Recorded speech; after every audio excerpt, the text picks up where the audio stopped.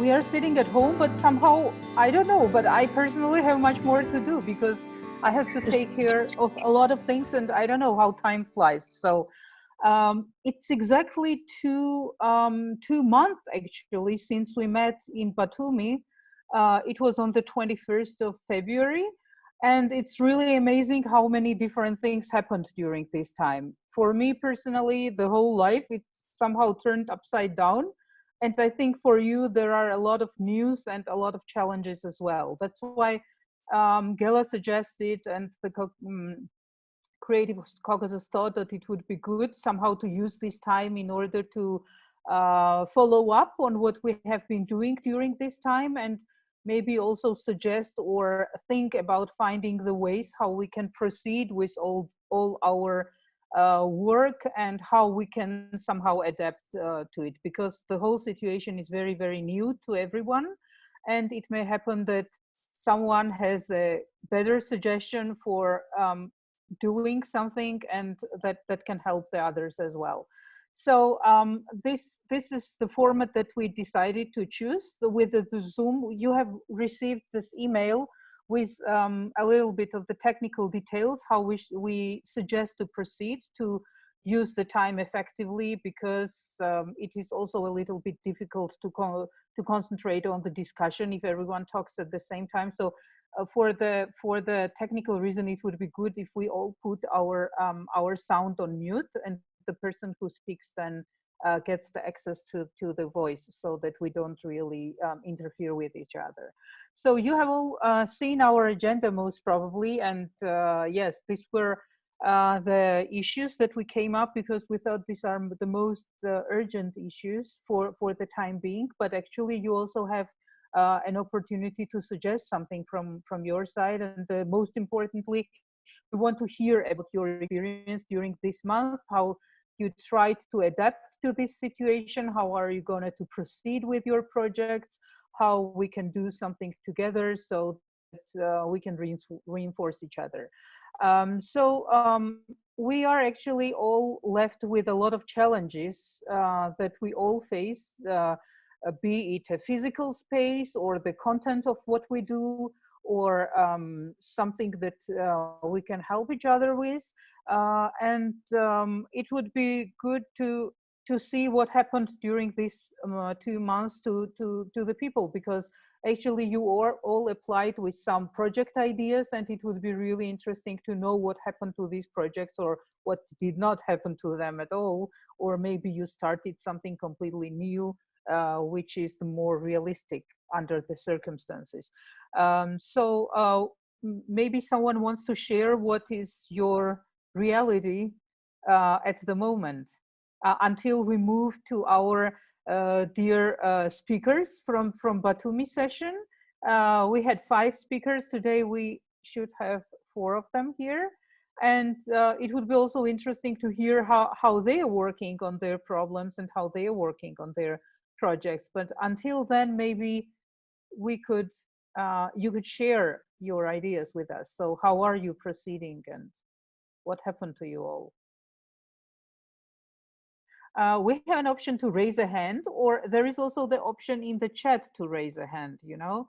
Or if you have questions, you can also send these questions during the chat. But even if you just raise a hand, it would be a sign that someone wants to talk, and then you could also switch your voice.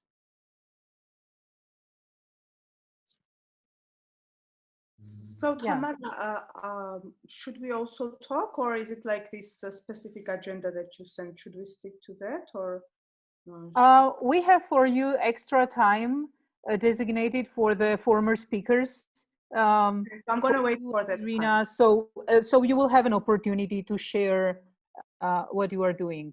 So first, I wanted to ask the participants for just like 5-6 minutes. So what do you think about the situation? How do we raise a hand? Oh, okay. And you can raise your hand. The option, if you go to the chat, you know, down on the bottom, there are different options. There is chat. If you push it, then you will see all the participants on the sidebar on the right side, and there is also the option of raise hand. So then you see little hand there. And raise hand is under reactions. So you see a little emoji of reactions. Once you click it, you can raise a hand. Okay. Oh, yeah, Or but clap. Yeah, clap. Yeah, Clap please. could be raise hand.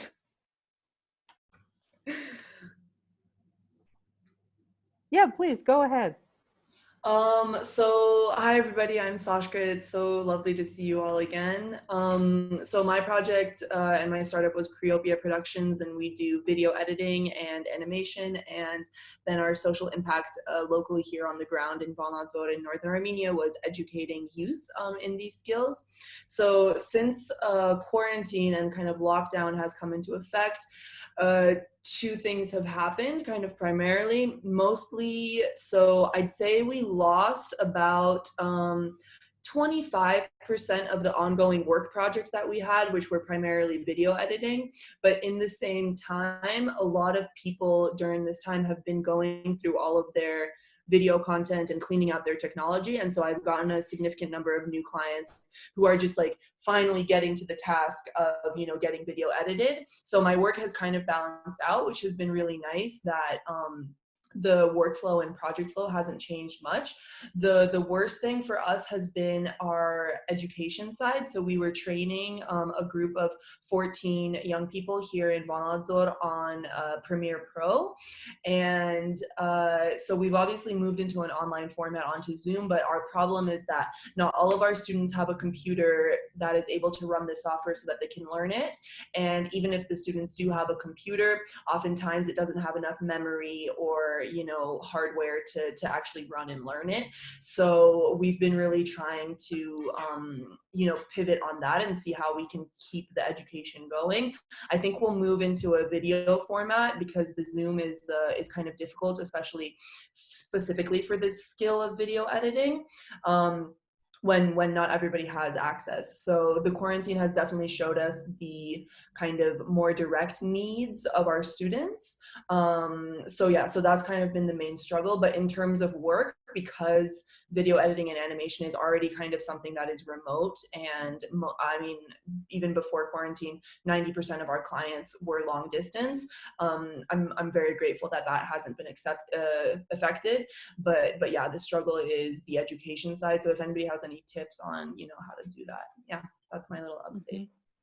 Thank you very much. So anyone else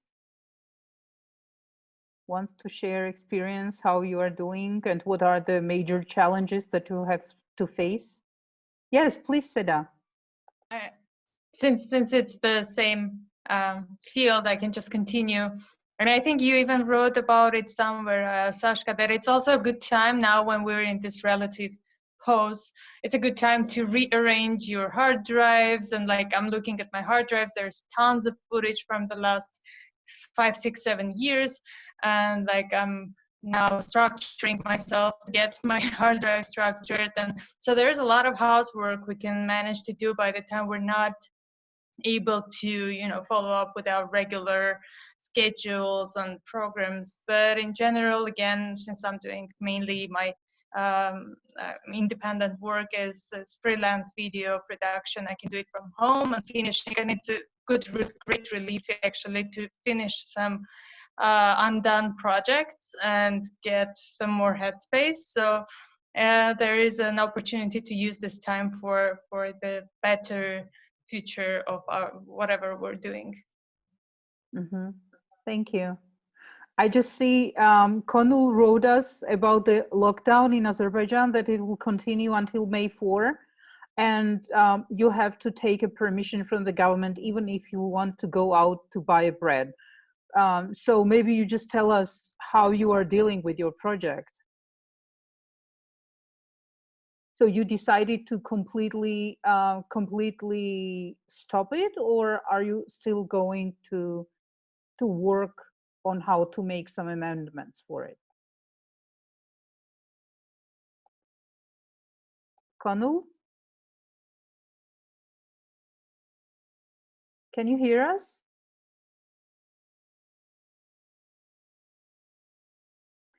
It seems like her connection is maybe not so strong, so she prefers to write on the chat on the sidebar. so you can read it there. Okay, is anyone else who wants to share the thoughts about the lockdown or how it works in your countries?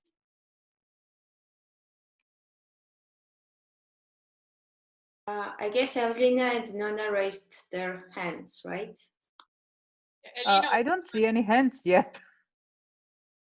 I Yeah, just no, no, you can go if you want. Okay. Yeah, then I will. All right. Thanks. Yeah, basically, I was working on two ideas. One was the Misamarti project, which I presented during the conference, the Contemporary Art Festival, which took place in the apartments. So during this period, I thought that, doing art in the apartment is somehow resonates to this situation. And I thought, how could I put this project online? And then I was brainstorming some ideas, and then I got stuck because some mediums, they just they don't fit the online space. And although there are some platforms which offer like the live cam art streaming, so artists can perform in front of the cameras, or they do sound performances, etc., etc. So me myself, I attended this kind of events, but the only medium I can enjoy is music, because it seems like the music is something we used to listen to or perceive digitally and distantly. But I don't know what to do with other mediums, and I really would like to hear your ideas or maybe suggestions about how the concept of doing art in the apartments and showing it and sharing it online could be adjusted to the current situation. Yeah, that's it. Let's discuss it a little bit later to find and brainstorm so that we can think of something interesting. I think Katie wanted to tell us something. You were working on a film project, right? So Yes. And it is very much about the physical movement.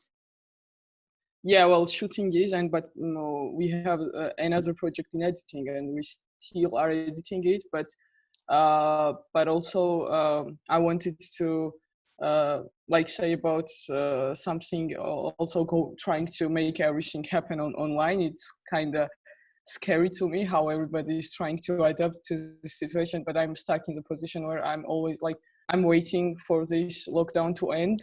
I'm not thinking to adapt everything to online screenings, or I don't know, but because one is that it doesn't seem to be that it's really really far from what it's supposed to be actually. And it's kind of really scary how everybody is trying to adapt everything into online for me.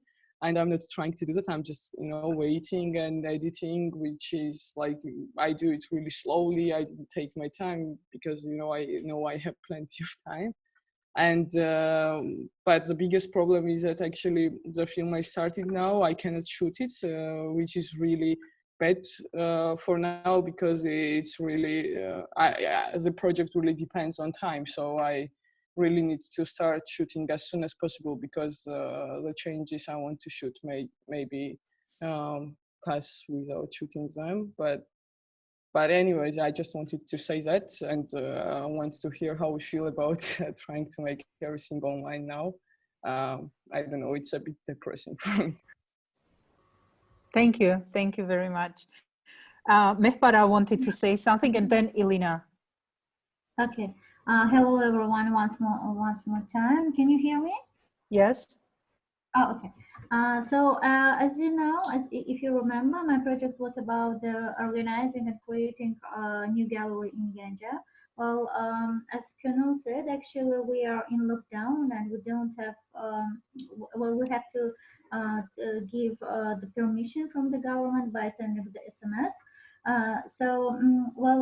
According to my project, I found one very great grant, and I am going to write them, and I hope that I will get this grant. And also I was thinking about making online exhibitions, but as for the first step.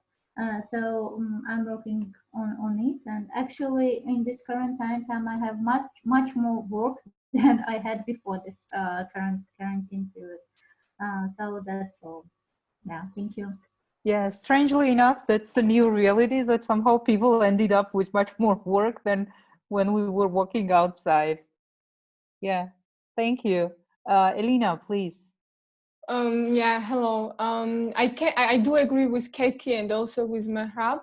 It's really dependent on which organization you are working, because as a museum workers, we have some kind of obligation to be still engaged with the public. And for us, like personally for me, like this crisis is very interesting, because without any pressure, we turn all our in-space events online. And it's very interesting challenge for us also, because we just really learn how to use the Zoom and all this kind of really positive sides of it. So we launched a series of webinars about the Georgian photography that attract a lot of people, and it's kind of really educational thing. The project on what I'm working, it's like fabric of images for children. We're still working, and we're planning to do it online also, because as like in every country that it's under the lockdown, the education is like going online, and we're planning to do it also with the children. It's really challenging for us because we don't know how it will be, but we are tackling the topic like the mobile photography. Sorry, that's really easy to use while being stuck at home. And all like these online platforms are really a huge possibility to use all your like creative side to do any kind of event. We're even thinking to do like online release of the photography series, like a video. Sure, like keeping all copyrights, and like YouTube, for instance, is giving a very good chance to do it. Maybe Katie also can dig a bit and like see if you really want to like show your movie or something like that. I really didn't know that we can use like internet in such a big way.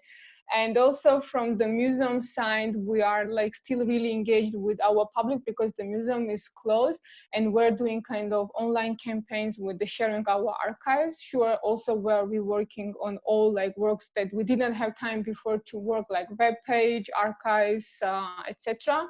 And also we create kind of very social and big campaign about night of photography. So we provide the program around like 30 minutes with different type of photographers, like Georgian and international one. And we're asking the volunteers just to have the projector and the wall in front of it. And we already did like 6 or 7 screenings around the world, like starting from Georgia till United States. So this is kind of changes that we had. I mean, we had all events in space, and suddenly we turn it like online. That gives us also very interesting results. Yeah, thank you. Thank you. Yes, Lika, please. If we have time, I want to share. Yes. So please share your ideas, and then we will move to our former speakers, and then we will have still time for discussing our ideas and going on with sharing experience. Yes, please go ahead. Okay, I work at the administration of governor, and the situation in our region is the following. We still with Gaheti are in green zone, and we work online, but there works headquarter and hotline in municipal and regional administration, where citizens can ask the question and write the problems. So the biggest challenge is unemployment, and the government is solve this problem. They are involved in the different activities like mobile store for remote areas, and another big challenge is agriculture, because now is the season for agricultural works. And you know that the culture and cultural industries moved a little bit back, but all the events are cancelled. But Ozurgeti Drama Theatre provides online performances weekly. So for me, the sharing the experience is very important, and I'm waiting for for others' experiences. Thank you very much. So I would suggest that we move now to our three speakers. We have them here online: Natia Bukia, Irina Djibouti, and Irina Zakwarelidze is also here. So it would be good to hear about your experiences, because I guess even for Georgia, they are very diverse, because Natia represents her own gallery, Jibu her workshop, and the shop, which I don't know exactly how it works and how you are proceeding. And Irina represents the field which is from advertising. She's a copyright, and I have absolutely no idea how the copyright can work in this situation. So, or if you have any challenges, if this industry is still kicking, because most of the things a little slowed down a little bit. So, so please, floor is yours, and I don't know who wants to start. I can start. Yes, please. So hello everyone, good to see you again in this very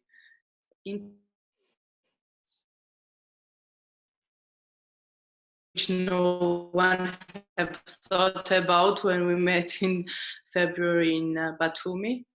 So I can share my experience personally, and also the gallery experience. So the gallery is closed. It has been closed more than a month now.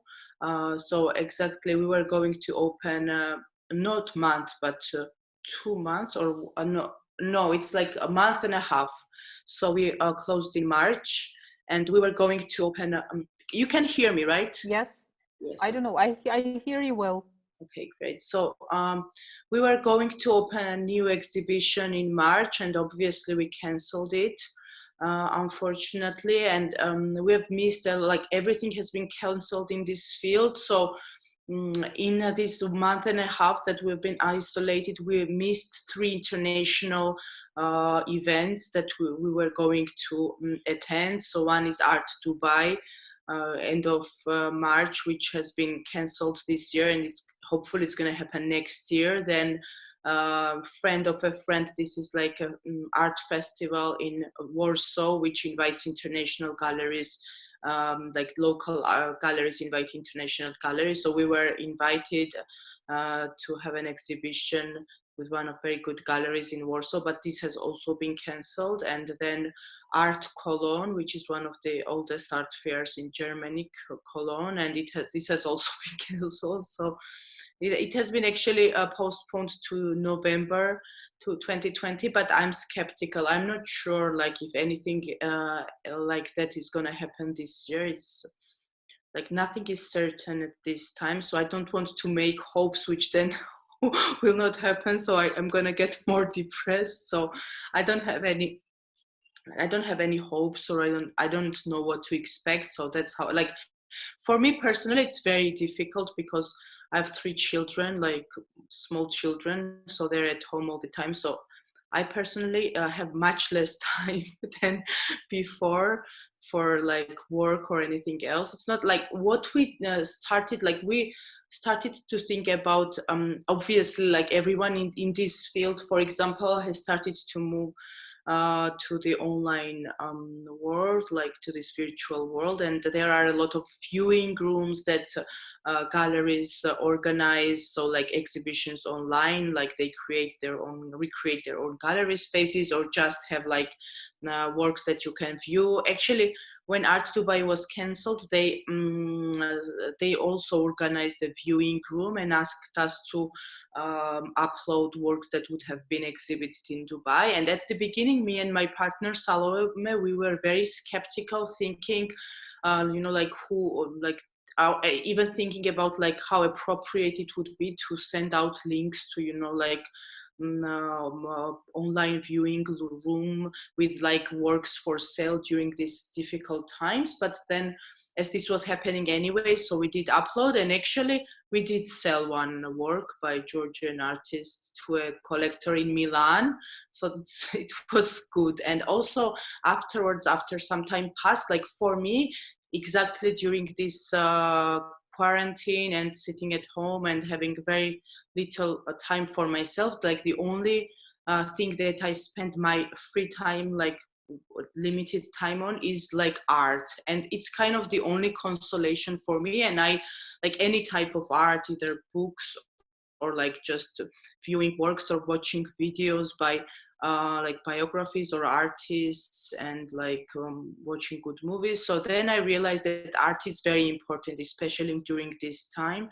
So now we are thinking of like one thing that we can work on now is that we were going to launch a new website. So anyway, that was underway. So now we are working on that, and hopefully in a month or so we are going to launch it, and maybe with a video of an artist, or like we are thinking of ways of you know, like engaging with we are like more or less active on Instagram, and like ask our artists to take over our Instagram and try to show people how artists, for example, they spend their time.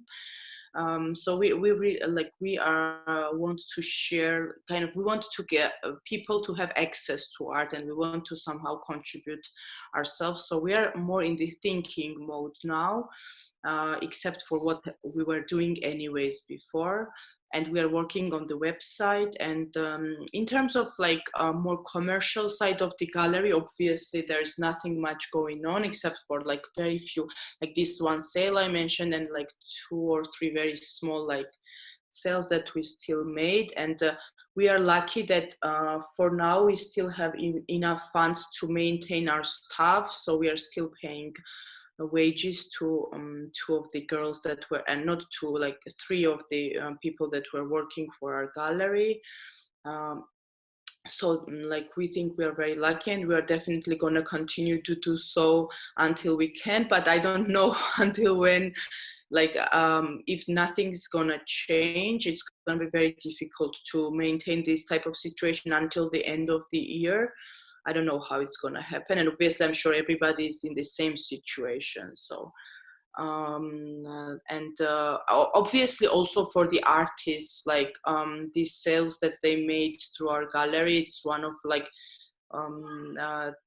some of our artists even live on this income that they have. So obviously we are still trying to have some commercial, you know, like commercial activity, sending out some newsletters and like this viewing room I mentioned, but definitely it's very limited. And obviously like, but for example, the work that we sold in Milan, it was by a collector who that's why he was buying, to support artists during this difficult time. So there are still people who, for whom this the collecting is not only like buying things for themselves or art for themselves to admire, but also for them collecting is supporting artists. So like I hope that this type of people, they're still going to be active more or less, but obviously it's a very small amount of, like a small part of the collectors that we had. And like the future is very uncertain, and unfortunately, like for example, you see all this support that in Europe artists and the creative industries get from their governments, but it's not the same in Georgia, unfortunately. Even like other spheres get very limited support. So the support is very small, and there is no support for creative industries and creatives. And so it's going to be definitely much more difficult for artists living in Georgia than artists living in Germany, for example, who receive, yes, we will also like 5,000 euros, like just in 2 days on their account. One of my good friends also. So that's really amazing to see. Yeah, we will also try to discuss these issues during our bigger discussion, because these are really very interesting schemes, how they work in different countries for support of the artists. And it's going to be very interesting with Kati. And also, I don't know, Tamara, you and Kati, maybe you know some international support schemes that can also, like, for me, also it's the main, for me, the main kind of like about whom I worry is the artists. So maybe you and Kati know some international schemes that they are, like Georgian artists can also apply, or even the gallery or like the creative fields here can apply. Okay. Yes. Natia, thank you. Thanks a lot. Until we move to Kati, I wanted to hear also what two Irinas have to tell us.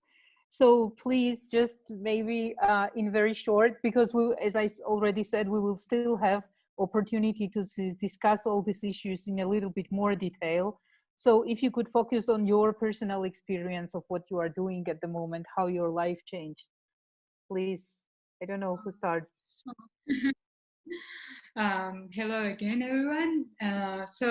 Of course, as everything and everyone, we closed our shop and studio in beginning of March. I was in panic for 1 week because I can't sit at home and do nothing. Then me and Tasso, the co-founder of the ceramic studio, we decided to run an online shop, and we started. We didn't make any website or anything, just via Facebook and Instagram, and it works so well, very good actually. So we paid the salary for our the people who we hire, we really, so this distance between us and the studio, it was very good opportunity for me, especially to see from the distance what we have to work when we go back to the normal life and normal working life. And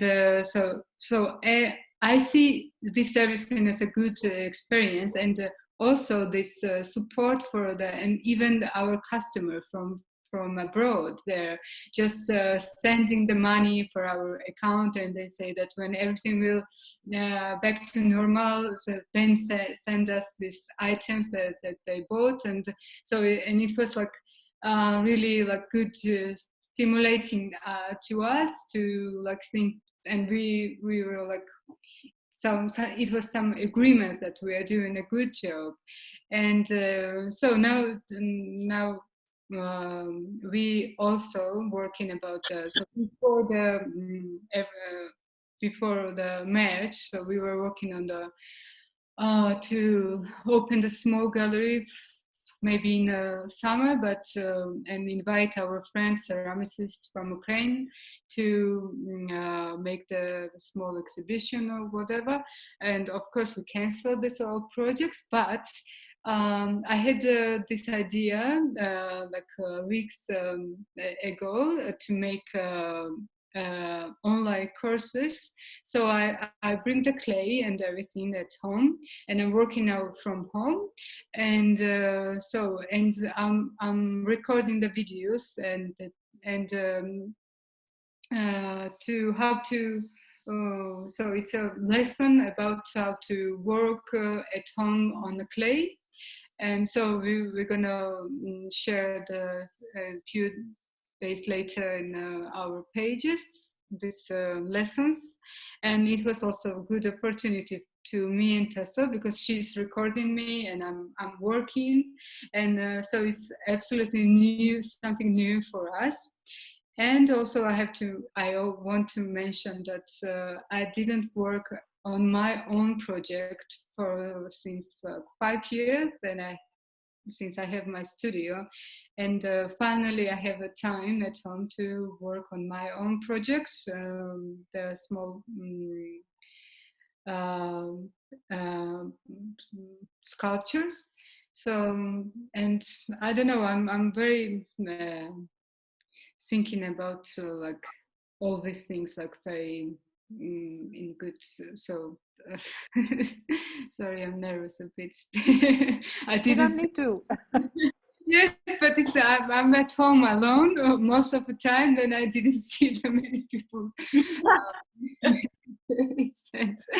So that's that was. Thank you, Irina. This is a really very interesting experience, actually, when you are operating the shop where you have so much trust from your customers that they kind of pre-order stuff and not only buy the things that they can get immediately, but they show their support to the artists, actually, what I Yes. see in your case. And I think it would be also good, so if you have to share any information or any links, here we have the option of a chat. So maybe you could share the link of your shop or your website in this chat so that everyone can see it. You can just drop it there, so everyone will know where they can find information about it. So I would really encourage you to share your website with us. Yeah, that would be great. And let's see what Irina is doing. So how is your work proceeding? Are you Hello, spreading your everyone. ideas around? Hello once more, and I'm really happy to see you all and hear your stories. It was really interesting for me. Well, what about us, the advertising industry? So it has been quite a challenging time for our industry because, for example, before the quarantine started in Georgia, we were flying to Portugal. Our crew was flying to Portugal to shoot a video, and we are lucky because probably after 2 days we were just every flight was canceled, and so we are lucky and unlucky at the same time. But to tell the truth, we have one of the biggest clients and one of the best clients to work with. That's TVC Group that has many digital products. So we've been working more on the digital side now. Everything has moved to digital, and they are working on this digital products, the naming, branding, and these platforms. And we've been working quite a lot and very active on it. That's the positive side because the businesses are adapting to this world that we have today, and we are adapting to it also. But the negative side is that in our work, for example, the brainstorming process that when we are together, when we brainstorm for ideas, the chemistry that you have when you are physically together, it lacks because we are on our own and then we brainstorm in Zoom, and it has some downside and some negative sides for me personally. But in other ways, we've been working very actively, and all of us, we have these problems that you must cook, and you must I don't know, my daughter, she has this online lessons, and you must put her on this Zoom lesson and then this homework, and you must brainstorm. But I think it's a good challenge for us because somewhere I read that we are the last generations that can change the world for the positive side. Maybe this is a time when we should rethink our everyday life and our habits and everything. So and now it's a period for me that I'm thinking more in positive scope. I don't know, but after 1 or 2 months, I don't know, maybe I won't be so positive anymore. Yeah, this is really the period of trial and error when we are all trying new things and we are not so sure. But well, on the one hand, this is really something good because we don't have any boundaries. We don't know what are the frames. So we are completely free because as they say, it is really the sky is the limit. So you can do whatever you want, and I because think no one can tell you that this doesn't work. And for kids, I think it's heaven because they have their parents together and they eat the food that you cook and they are with you all the time. And I don't know. I think that we are somehow maybe lucky. I don't know. I think cats and dogs are also very happy about all the people having it. What about the parents? Well, let's don't touch this issue yet. Okay. Okay. Thank you, Irina. Thanks a lot for sharing your experience, because I think it's also a little, it's very unique in a way compared to the others. Yes. And now I see that Gela has already joined us, so I am really happy to welcome him. That at last we have him. Do you want to say 2 words to greet people before we move to Kati and her experience? Gela, you are on mute, please. We can't hear you.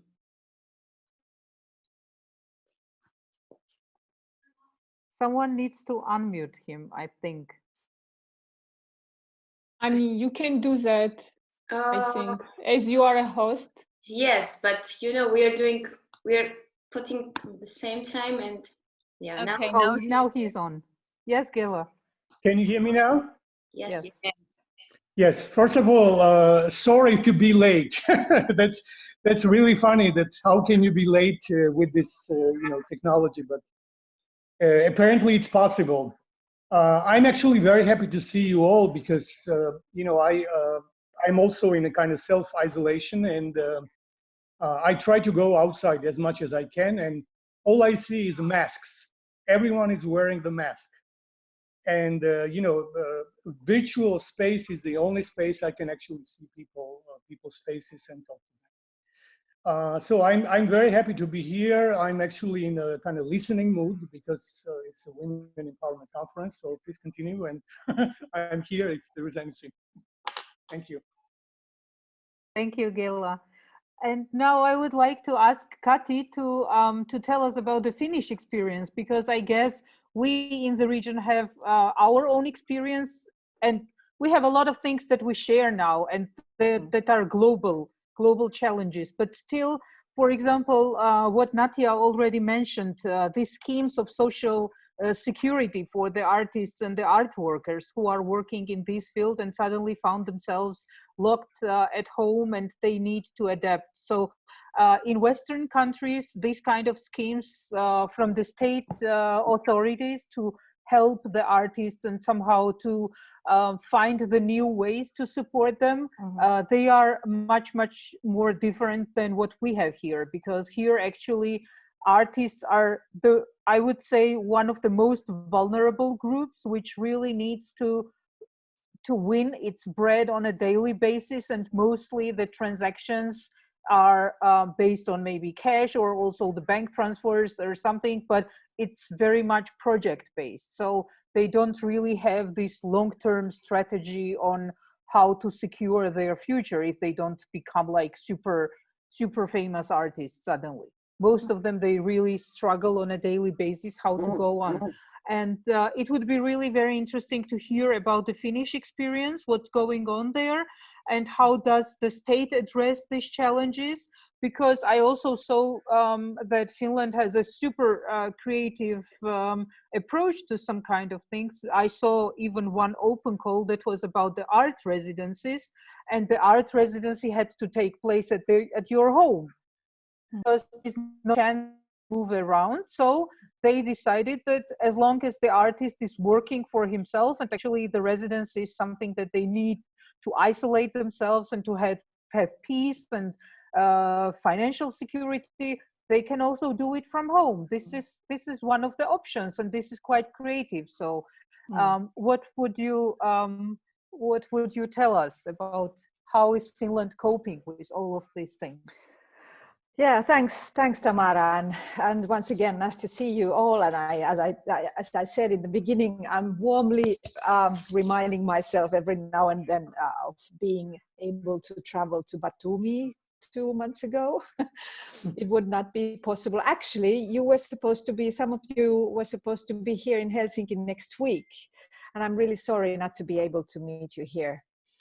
Well, yeah, first of all, Finland is coping relatively fine, I would say, as being a distant country to most of the Central European countries as we are. We're kind of on the outskirts of the main happenings in Finland, but of course we have the same virus going on. We've had the lockdown, I think now for 5 weeks. We are able to go outside and do our jogging and walking and stuff like that, but all the schools are closed, all the cultural institutions are closed, of course, as everywhere else, and the restaurants are closed. So basically the whole infrastructure has been taken down, despite the grocery stores, pharmacies and hospitals. And then we're doing everything else at home, just as I hear that you're doing it the same. Personally, my work has not diminished. I've been quite busy, and having my kids 50% of the time living with us. So that also makes me super busy during those weeks that I have the kids, because, well, the older one is quite independent already, but the 11-year-old needs a lot of support in order to understand how to do all the tasks and in which online platform she has to put her homework to and all that. So it's actually been quite a learning curve for the parent as well. But it seems to be working. I would like to comment on the parenting thing, that my 14-year-old son, who has never been so keen on going to school, has actually commented that he likes going to school now because he has all the peace to do what he likes to do. Of course, he takes care of all the tasks, but there's not the hassle of the classroom in his own room, and he can use as much time for different tasks as he wants to. So he's actually got quite good comments from the teachers as well, being able to concentrate. So there are always different sides to things, and this is one way for all of us seeing that in change there can be also positive sides that actually show things from yourself or show things about the society that you didn't realize or didn't see before. So I think that this crisis will have bigger effects on our global life on a long run. Like, for example, like how the oil industry, the global oil industry is now struggling because nobody's driving and nobody's flying and all that. So we can actually see that what kind of indications and effects there are of our decisions and the chosen ways of life. So let's see how things will develop. I also think that perhaps there will not be big changes for this lockdown situation for the next 6 months, maybe, because the restrictions for groups gathering or traveling, they cannot taken down very fast, because the virus will still be there, and it's always the possibility of the virus spreading out again, as it happened during for example, 100 years ago when we had the Spanish flu going on in the world, and it killed a lot of people, and it came in 3 waves. So there might be waves in this disease as well. Of course, if the vaccine will be developed fast, then that will of course help quite a lot. I have a small presentation prepared for you about the Finnish situation, and also I want to comment on Tamara's question about different kinds of public support that Finland has been able to develop within the last 5 weeks. So I'll share a presentation if that's okay for you.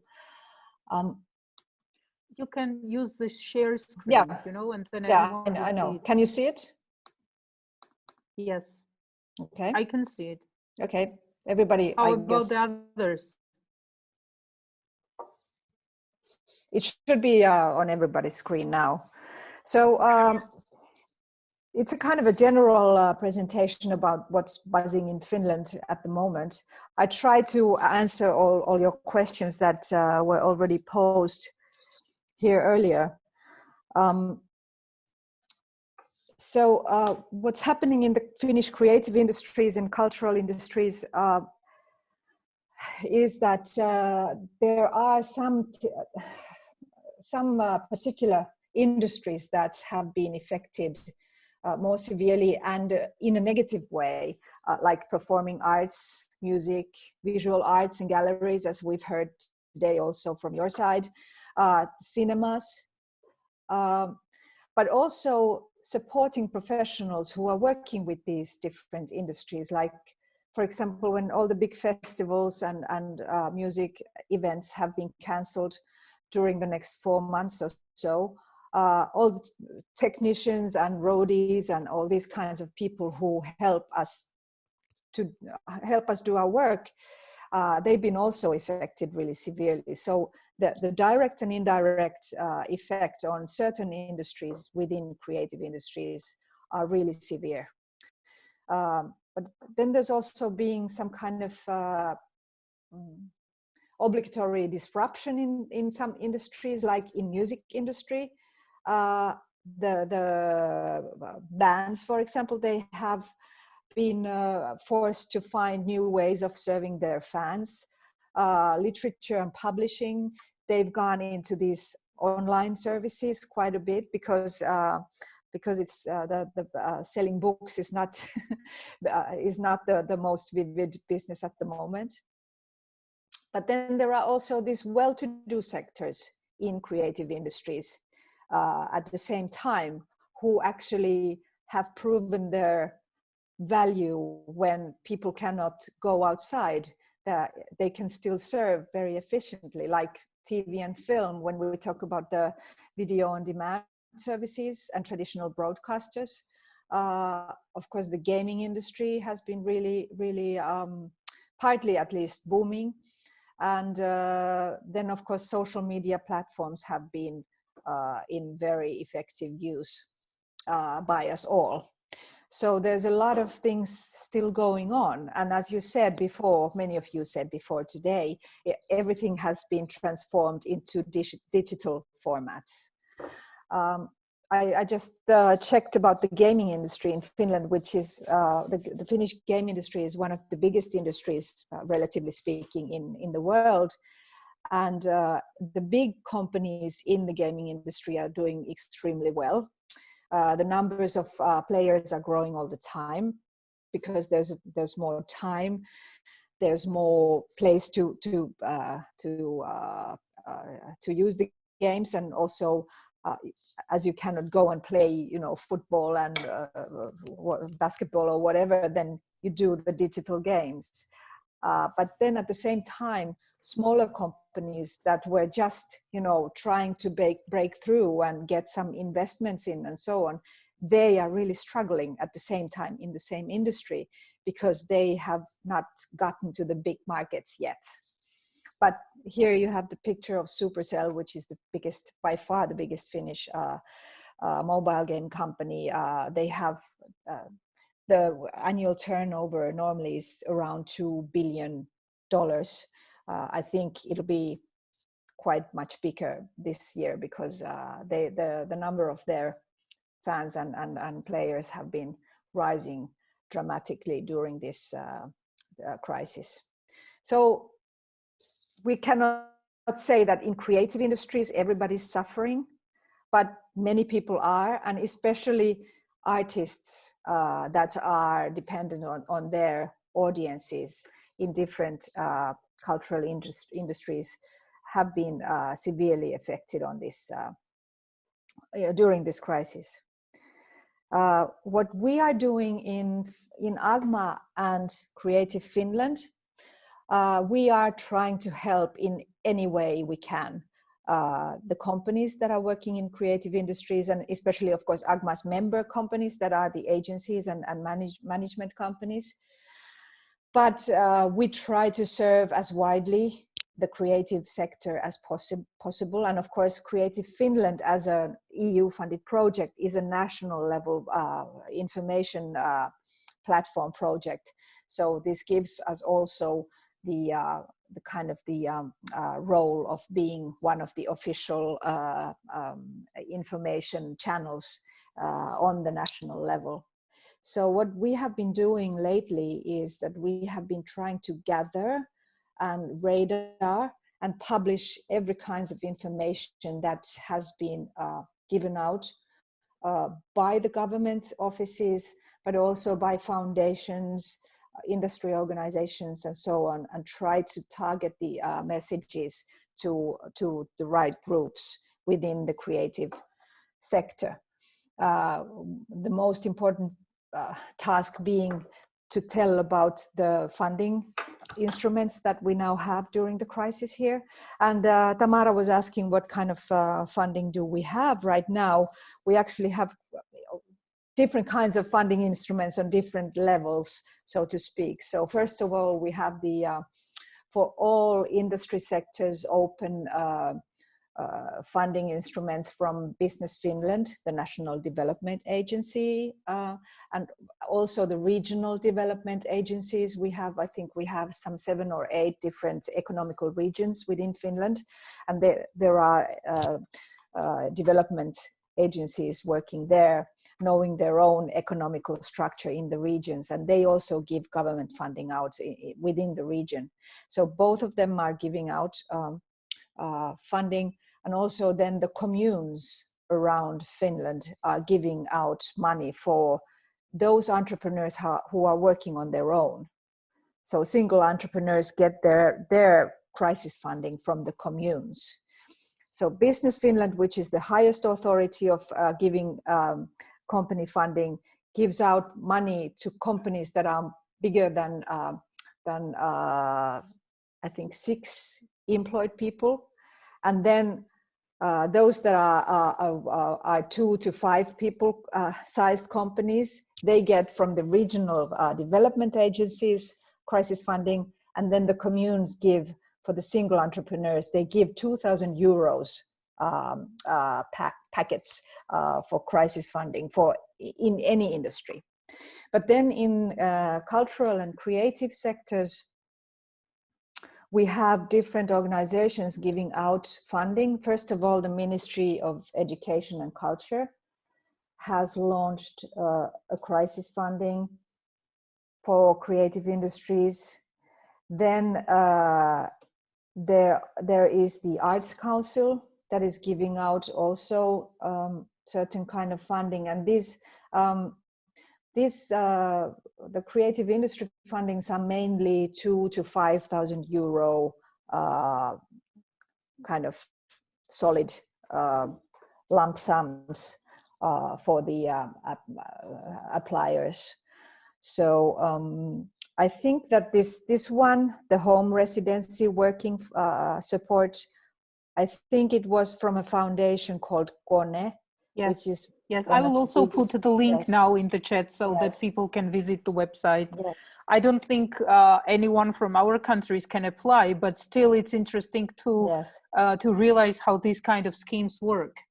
Yeah, it's true. And we actually, every kinds of organizations ran to help the artists when we found out that within one day, you know, part of the whole creative industry business just went down. And then some of the organizations started working right away. Business Finland launched their support funding right away. Then also this KONE Foundation, which is a private foundation, they launched this residency program very fast after the lockdown launch, I think within a week or so. Then Taiket, the Arts Council, the National Arts Council, they also published their first round of grants. I think it was up to 5,000 euros. They also had the first round, and then they are now making the decisions. Then there are different foundations like Cordelin. They also give out the 3,000 euro crisis funding for creative work, not for companies, but for teams and single creative professionals. So there's happening quite a lot in Finland. Of course, these are small sums, but if you get like 2, 3, 5,000, you can at least cover your solid costs from rents or you know, telephone bills or whatever. And then of course, then also the government changed the unemployment fee regulations so that also the entrepreneurs whose business have come down right away after the lockdown, they can also apply for the normal unemployment funding or unemployment fee from the government without a very heavy argumentation process that we've normally had. So they can also get the public unemployment funding very fast. And I hear that also when companies are now laying down or putting people on leave, these people also get funding decisions really fast, like within a few days, which is outrageously fast for Finnish authorities. So the authorities have really realized how severe the situation for certain companies and for certain industries are. even to the extent that actually, for example, Business Finland and the regional development agencies, they started working so fast that they actually didn't know what they are doing. And now there's a terrible discussion about them having acted in a wrong way and given money too loosely and all this. And of course, all this public funding thing has been funded by loan money. It's not money that we've had in our reserves, but actually Finland has taken, I think, 20 billion euros so far, money from outside Finland. And this is something that we have to cover someday. So it's like the crisis is big, but the government, we have a new government consisting of young women professionals. They decided to do everything they can to kind of easing up the crisis and then pay later. So we'll deal with the whole mess later, they've said. So I like this attitude, but it's also a very dangerous one. So and because there has been so much things going on during the last 5 weeks, and all the support and help and all that. So it's unavoidable that not everything has been controlled to the level that normally exists when, for example, when the funding decisions are made normally. It's quite a detailed process in order to make sure that this company that gets the funding is actually valid, doesn't have any debts, or is actually functioning, or is this company really affected by crisis, or are they just applying for money because there is money available and all this. So this is we have this saying in Finnish, rapatessa roiskuu, which means like when you work fast, then things get spilled all over. So so it's this kind of a situation, but the more important thing is that there is help at hand. But of course, in AGMA and Creative Finland, we've also gathered information from the sectors to deliver to the government offices as well. So we're trying to give as good picture of the situation to the decision-making processes as possible. That's also a very important part of our role. And of course, we do lobbying at the same time to the government about what should be done next, and where we're discussing with different industry organizations and our colleagues all the time about what's happening in different industries. And then we do a lot of sparring. We organize seminars and trainings. For example, now AGMA, we are going to arrange a future kind of future planning seminar for our members within a couple of weeks. And we are using this future forecast method and a couple of professionals that will give us a workshop on how to plan your future, and by comparing different options that you might have that you can see in the future. So because this situation is impossible for all of us. We don't know what's going to happen in which time frame. So we need to kind of be able to estimate our options and, find out best case scenarios and worst case scenarios and something there in between. So this is what we're trying to give out, this kind of help for our member companies and also other creative entrepreneurs and companies. And for example, we launched every Friday, we provide so-called virtual cup of coffee for our members. So for example, today we had in the morning at 9 o'clock in the morning, we had morning coffee with our members, and there were maybe 12 people attending this time, just to chat about what's going on. But then we try to cover some themes as well. And this morning we had the online sales platforms as the theme to talk about. So this is what we've been trying to do, and we've tried to kind of create some value for being an organization that's funded from the government side. So AGMA's and Creative Finland's situation is not affected in the sense that our funding is up and running, and we're not in danger of getting extinct. But I think that our role in this particular situation is direct the money to those activities that really, really do help during this crisis. Mm-hmm. And as we said, we'll deal with the mess later on then. But because all the other projects have been cancelled, so anyway, we have to find out something to do anyway, and you know, tackling this crisis by giving out information and support is the best we can do. I have one more slide. Do I have still time, Tamara? Yes. Okay, yes, and great. until now we have 2 different questions that people posted here. So after you are done with the presentation, I'll give you the questions. Yeah. Wonderful. Okay, great. So some ideas what have come up in Finland dealing with the situation.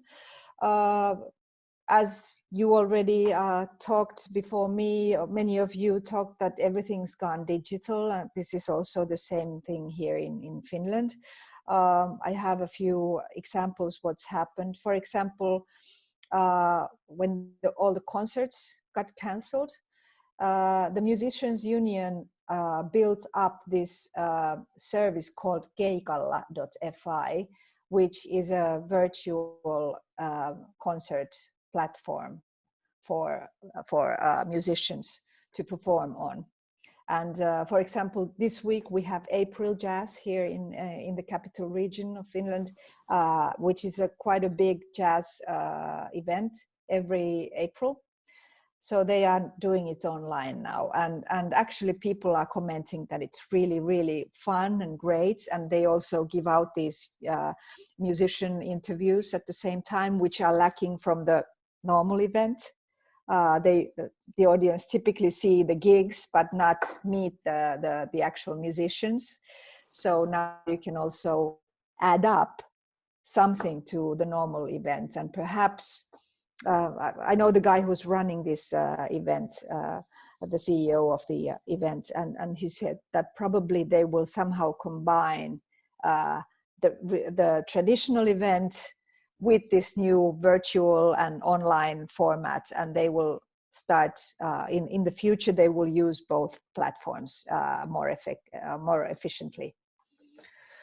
Then, of course, the museums, as somebody also talked about the museums, I think it was Elina, they give out the virtual exhibitions, and also very exclusive exhibitions guided by the curators and the actual professionals who made the exhibitions, which is really interesting. The museums have been quite active there. For example, the Finnish National Gallery has launched a few exhibitions during these weeks already. Then there are theaters like, for example, Stella Polaris, which is a very well-known improvisation group here in Helsinki. They actually transferred some of their actions to the online services, and they've developed, for example, their sales to more digital direction, and they actually have been cooperating with one of our members called Giggle. They are a kind of event platform, also providing the sales process for the artists. The city theaters, for example, they've also sent online shows. And then, as I told you last time in Batumi, I'm an enthusiastic circus amateur. My school actually gives out now, when we cannot go there and train, they give out as videos, and actually next week we'll have a live teaching session from the circus school. So they've also invented new ways of teaching us, and also, of course, they have to rely on us training independently as well. But during these times, you have to find out creative solutions of surviving. And I think that also, in addition to these examples that I told you from the creative industries and cultural sectors, the creative people could also be of help to other companies too, because the creative problem solution is something that is built in creative industries and cultural industries. And that's what creativity is. So I think that also it might be at this moment, it might be possible also to find new partners and clients from new places and new directions, if you have the energy to start thinking about that and try to widen your perspectives in that sense. That's one opportunity now. Also the online platforms, as somebody, Elina, I think said this, that you never would have imagined that how much new opportunities the online platforms actually serve to you. So there is the option of functioning in a new way. Of course, it means that you have to disrupt your own ways, but also there is the possibility of doing something totally new that is more suitable to you actually than the old way of doing. And also I think it's good timing to contact new people now. People are really open for new ideas because everybody's struggling for the same reason. And maybe also if you have some kind of a model or platform that you could multiply and use for somebody else's purpose, that might be also interesting. Like this picture here on this slide, this Napa school coming across with Giggle, is about this illustrations agency giving out some visual arts training for people online via this Giggle app that I mentioned earlier. That is a kind of a platform for different kinds of events. So maybe you can, if you start talking to people, then you can actually find out some new ways of cooperating as well. Mm-hmm. So change can be good, and you can estimate your position again during this crisis. As somebody said already here, that you can take some time and figure out and step back and see the big picture. What am I really doing? What have I been doing before? But of course, you need to be resilient. You have to be strong, and you have to believe in the future, and you have to also have the courage to change some of your ideas, and maybe also leave some very loved ideas behind. So maybe you have to kill your darlings, so to speak, at the same time. But then at the same time, you can also find new opportunities that can bring something totally new and life-changing for you as well.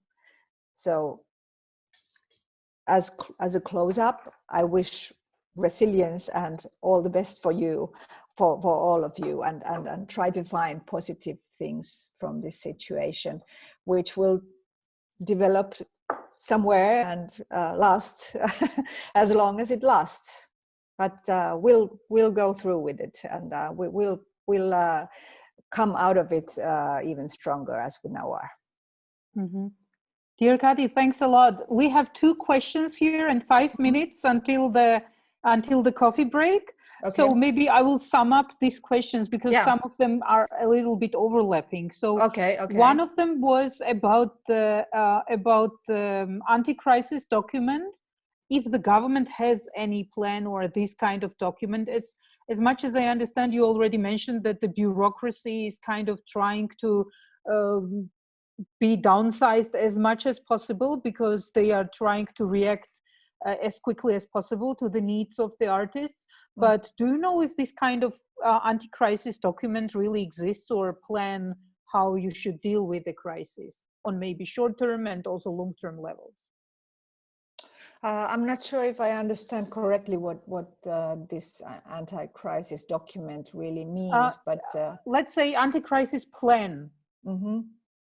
How the government will deal with it, or it's at the moment in the process of being created. I think it was kind of an ad hoc thing what happened when the lockdown was released. Of course, there's some kind of anti-crisis plans for different levels of the society, but nobody actually, I don't think anybody took it really seriously, even if there's been these SARS and MERS and all these previous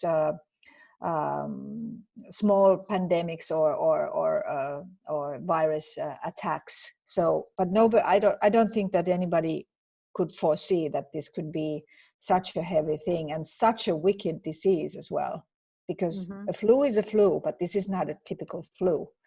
So I don't think that there really was. But on certain level, of course, there is for each country there is this plan of how to keep up the maintenance level for different parts of the infrastructure, of course.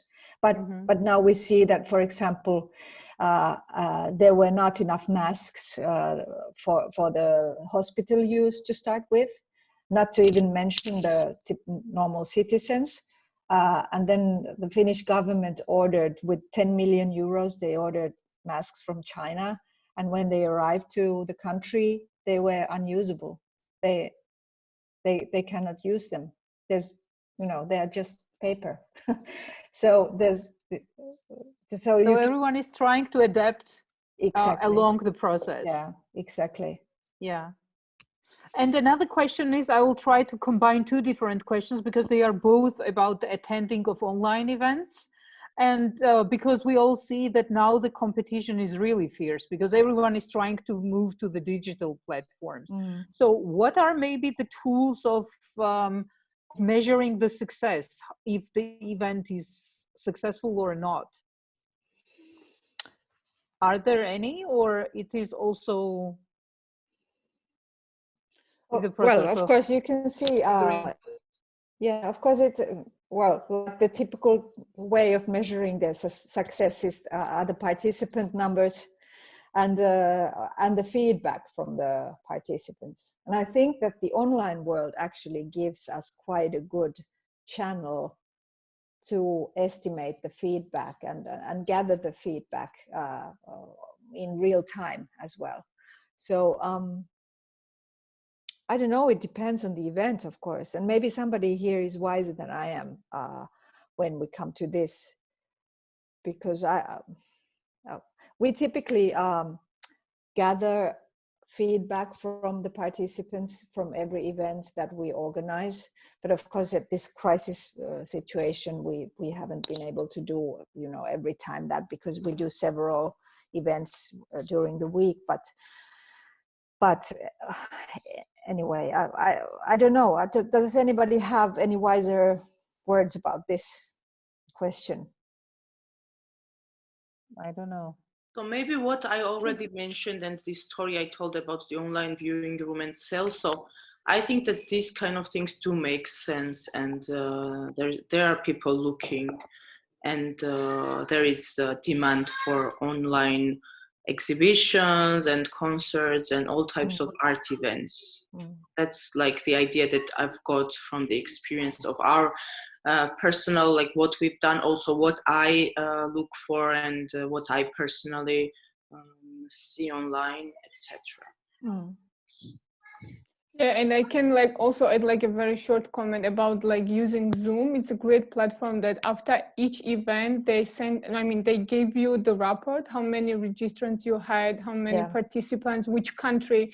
And for us, for our events, like a webinar, it's really important because we see who is the target, who is the public, from which country they are. And it's with digital events, it's really easy to measure if it's successful or not. And then all feedbacks on your email or just in a comment, and then the views and all that stuff.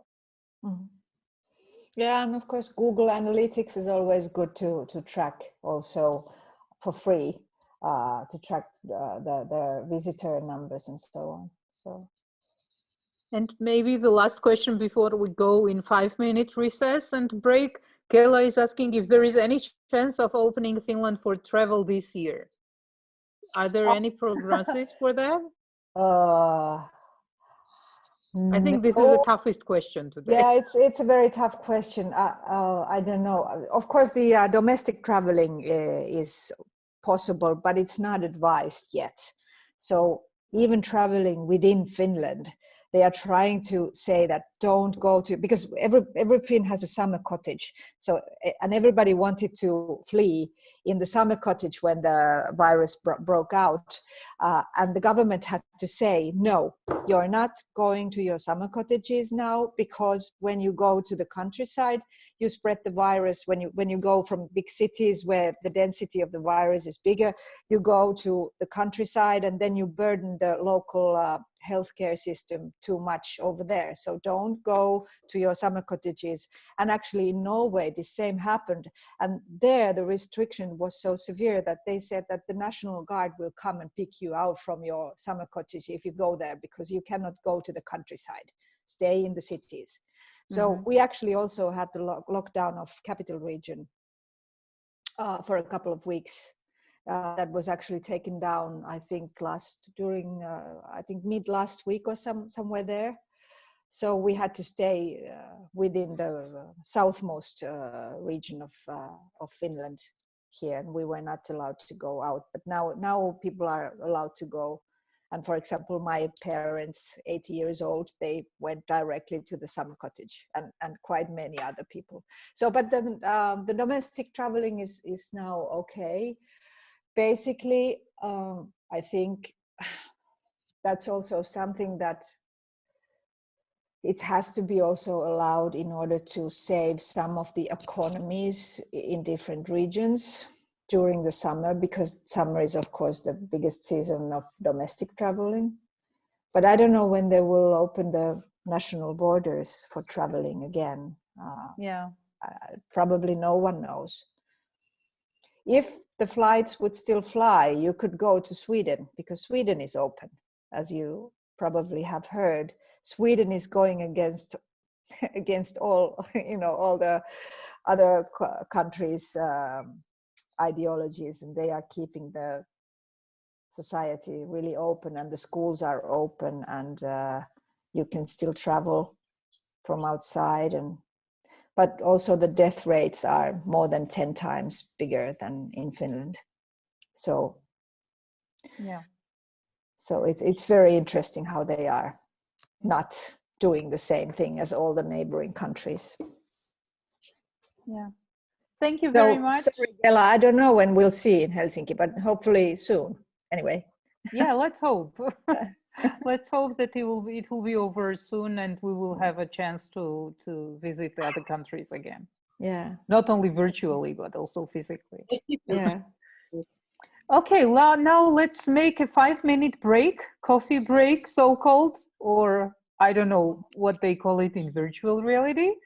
But let's get back together at 5:45, okay? I just want to say thank you very much, and unfortunately I'll have to say goodbye, because it has been very difficult with 3 children to of course the meeting, but it's great and very good to see you all again, and hopefully this is definitely, I agree with you, this is creative industry, so hopefully we're gonna have the energy and time and creativity in this stressful situation to come up with something interesting, obviously not everyone will be able to, but I think some people will come up with some very creative ways to share art especially. So good luck to everyone, and hope to keep in touch. Bye. Thank you. Thanks a lot for joining us and for sharing your experience. And everyone, all the organizers. Bye. Goodbye. Bye. So let's meet here back again at 5:45 and proceed with the next sessions. Okay, thank you.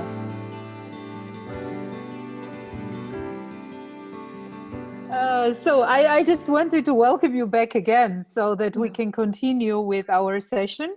And let's move to another part, which will mostly focus on your individual projects and what is the progress that you are doing, or if you are not able to proceed with the same project, what are the new ideas you are having, or what are the best cases maybe you have heard of in your own countries and you would like to share.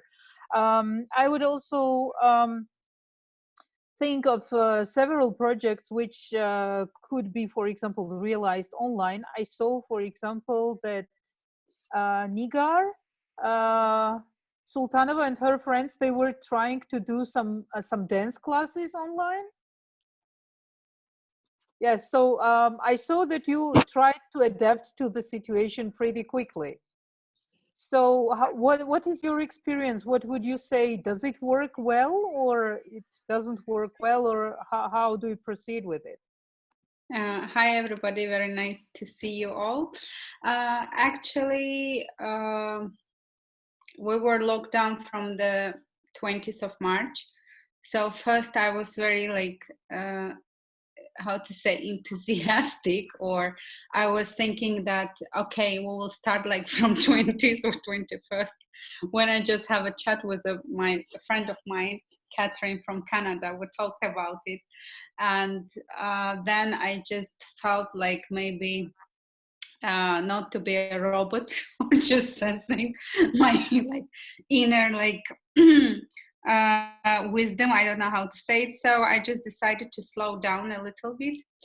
And in danceability, we have a phrase like, whatever we're doing, we are in a movement, we're dancing, or we're deciding to be in the stillness, but we're keep sensing ourselves, and we're keep sensing whoever it's in the space, and we're simultaneously they're reading the space, and we're witnessing of what's going on. So I just like starting to slow down the rhythm a little bit down, and but I still was like an observer what's going on. So later during this time I was doing a lot of meditation. So when I was by my own all the day at home, I was using the different things. So after all this practicing, I started to write my own meditation, active meditation practices. So then we started one project with the UK photographer, but he's most of the time living here, and he's my boss actually, because I'm working at the same time in oil and gas company, in the engineering company, in business development department as well. So he started to study the photography last year in Cambridge University. So he decided to do the project about the danceability. And we started the project before the pandemic. So after we couldn't complete it because he's supposed to come to our classes and to to practice himself, and then just started to make the photos. So before the pandemic, he was interested to do the shots and to know the people from our performance group, which is 11 people with mixed abilities. So he was interested to go to their homes, like what they're doing off the classes, behind the stage and behind the classes. So we started to go with him to their homes, to walk with them, to like interview. He started to talk to them. So he had already some photos, which is behind the stage. So we had a chat a couple of days before. Now he's in Cambridge. So he said that I want to record that moment of our life also, because the photo, it's the meaning of the photo, it's the document of the the particular situation. So he said that I want to record that moment. So he asked me to find out who has the laptop, who has the internet, etc., from our performance group. So first we will do from the next like one by one with his heroes, with our our performance group dancers, and after like through Zoom, and he will put the tripod and camera, and he will like do the video of shooting how he is also doing the movement and how he is doing the photos from the screen of the laptop. And then we will do the all 11 people all together with him, and it's like how he will finalize like his project with before the virus. The project name was Life and Art. Now he changed the project name. It's Overcoming. It's the name of the project. So he wrote down the like project idea, and he will have the design of the book like to design before the pandemic and after the pandemic. So we will do this from the next week. But what I supposed to do, and with also my colleague Nigar, our choreographer. So what I was presented in Georgia about our sustainability of our performance group. Unfortunately, now we cannot do that at this moment. We cannot gather together, and there was the two big companies that's supposed to give the funding to our company, so we could have the sustainability during the 1 year. But I don't think that now it's possible, because in country we have the foundation, which is like, how to say it in English, fighting against this COVID. So all the companies, it doesn't matter, like individuals, big companies, big NGOs, everybody is like giving the money to this foundation. So it's not like the art time, how to say, it's not this at the moment. Like people, it's just trying to survive. So we're helping each other. It's like we're more thinking that people have the food at their homes, because some people lost just their work.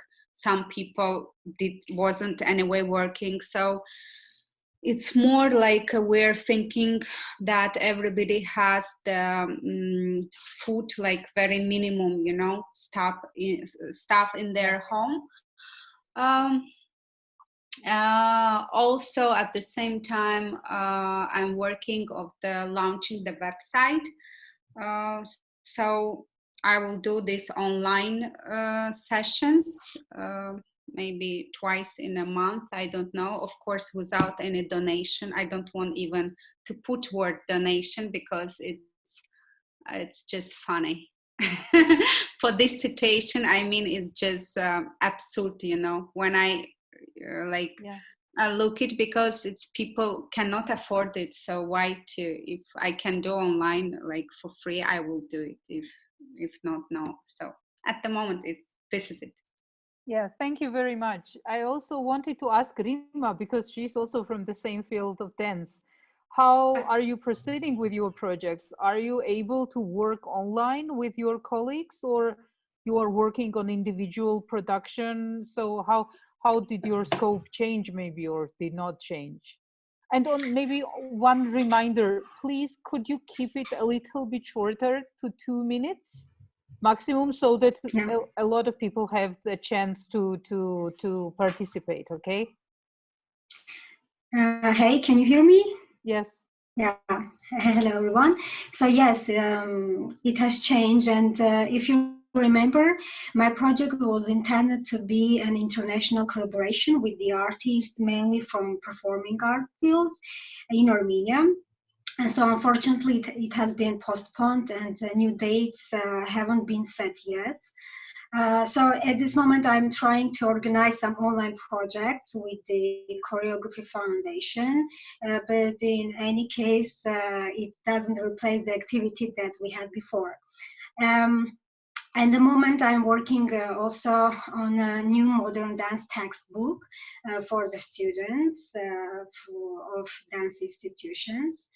As a choreographer, I had several invitations from abroad before, which should have been implemented during this year. All of them have been cancelled or postponed for a long time. So the feeling is like a huge mess is going on, and it is sometimes very distressful, especially for performing artists. I don't know how these new technologies can help in these situations. Yeah, I'm doing online classes. We watch online performances. We make these videos from home, but if this will last a few more months further, we will, I don't know, maybe gain nothing. Yeah, I think the situation, I don't know, it's really stressful for performing artists, maybe, I don't know. And I am open for any kind of suggestions, maybe for further collaboration. Yeah, thanks. Thank you. Thank you, Rima. I also wanted to ask Seda, maybe because she's also working for the Creative Armenia Fund. How are these kind of projects going on? Because, I mean, so for example, in Georgia, this Creative Georgia branch, they are all sitting at home and they are working from home, but still the situation with the funding is very unclear if it will continue. The started projects, okay, they need to somehow postpone or do something, but with a new project. So how did your work in this sense change a little bit, or it still proceeds as it was? Yeah, thank you. And just a slight thing. I work for Creative Europe desk, not for Creative Armenia. And Creative in Europe, our yes. case, these two are totally different. But since you asked, I can mention that Creative Armenia did a great job collaborating with one of the mobile operators to get some funding for an open grant call. For it can, I don't know how many projects they're going to select, but the overall budget I think it's 2,000 euros or something. And you're not the only one who confuses me as a Creative Armenia representative. So I've been receiving a lot of seeing a lot of friends reacting to it and asking me about it. So I know that it has received a big response and big interest. But so far, I think that's the only such initiative, really, as a Creative Europe desk representative, or just as someone who has the access, I'm in touch with the government. So we are also, you know, collecting all the information, trying to help them with suggestions, and with the film sector separately, and in general for the independent artists. And so far, there's one project implemented, which is targeting elderly independent artists. So it again has more of a social layer rather than a cultural or creative layer, but it is implemented and run by the Ministry of Culture. So that's how they are targeting the cultural sector. Other organizations, I haven't seen much. Like, we are running an independent survey right now, trying to collect data from the independent artists and see what kind of needs they have and what kind of support they'd like to receive. And then hopefully we can collaborate either with the government or with the organization, try to meet these needs. But so far, that's it. Mm-hmm. How about your own projects? My own project, right? What I brought to Creative Caucasus, that was in the initial stage of planning, so it's still in the initial stage of research, and I was really looking forward to the trip to Finland, where I could really see how these kind of projects work in practice. But on the other hand, we all observe a situation when AR, VR are coming to the front of the cultural presentation. So this makes this kind of project even more demanded in our reality. So I think right now we can also see like the grants that are being announced by the ministry in Armenia have this special priority for digital projects or for the projects with digital solutions, which makes me believe that the project I had in my mind is going to be even more demanded in these realities. So basically, I'm still working on it, and I'm talking to people who can contribute to it from the IT side, from the technical side, from the artistic side. So putting things together. Thank you. Does anyone have to share a very, very successful story that you made some breakthrough during these Corona times and you invented something so new that everyone could benefit from it? Complete silence. No comments. Oh, I just can say that I think the museum start to use more digital things than it was before, because for museum workers it's really a new thing as far we are all really working into the space.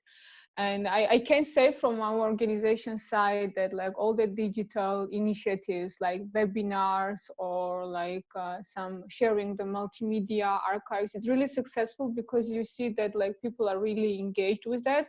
And also I would like to add that like in Georgia, we have the Georgian Innovation and Technology Agency that also did a very great job. So we were about to apply to improve our digital platforms, and they like extended the open call till the December of this year, that it's a great opportunity for everyone who is in the creative industry to like apply and just to improve their digital platforms. It wasn't before like that, and it's all because of that like COVID crisis.